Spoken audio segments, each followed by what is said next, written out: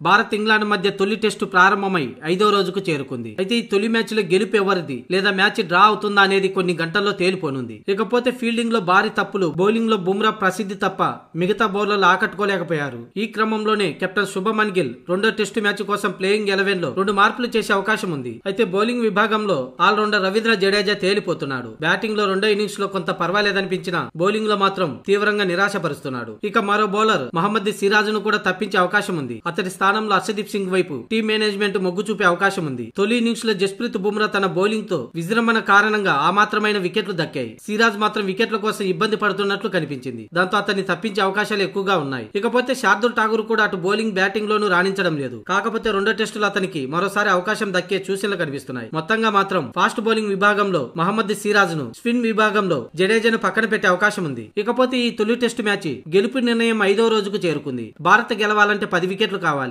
అదే ఇంగ్లాండ్ గెలవాలంటే 350 పరుగులు చేయాలి. మరి మ్యాచ్ డ్రాగా ముగుస్తుందా లేదా ఏదో ఒక జట్టును విజయం వరిస్తుందా అనేది మరి కొన్ని గంటల్లో తేలిపోనుంది.